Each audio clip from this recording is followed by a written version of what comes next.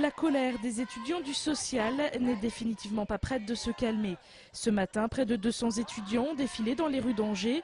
Rappelons-le, un décret de loi impose désormais de payer les stagiaires de plus de 3 mois. Mais les structures du social ne peuvent pas payer, ce qui entraîne l'annulation de tous les stages. Or, ces stages sont nécessaires à la validation des diplômes. Autre sujet de mécontentement, la loi n'est pas la même pour tous. En effet, le gouvernement n'impose cette rémunération qu'au privé, pas au public. Charlotte est l'une des rares étudiantes à avoir trouvé un stage dans une structure publique qui n'aura donc pas à payer de rémunération. Ils ne sont pas concernés par le décret, donc c'est pour ça que leurs portes restent ouvertes. Seulement, comme dans une revendication, on demande à ce qu'ils soient concernés, ils me gardent la place au chaud.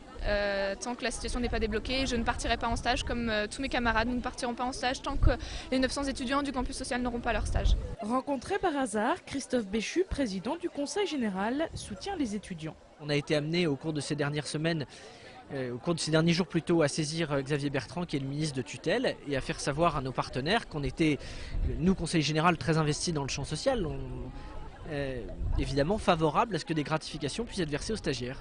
Payer les stagiaires longue durée, tout le monde est d'accord, oui, mais avec quel argent? Les structures d'aide sociale ne disposent pas d'assez de fonds pour payer les stagiaires. Et quand c'est le cas, on tombe dans des impasses administratives où tout le monde se renvoie la balle.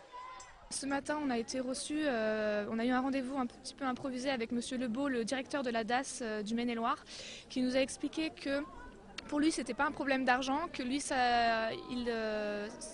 il voulait débloquer des fonds, qu'il avait les moyens de débloquer des fonds pour que ces établissements dépendants de son financement puissent accueillir des stagiaires. Seulement, officiellement, rien n'a été fait.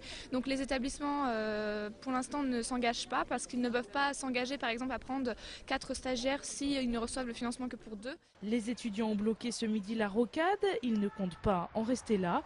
Le 13 mai prochain, ils se rendent à Paris pour des assises nationales.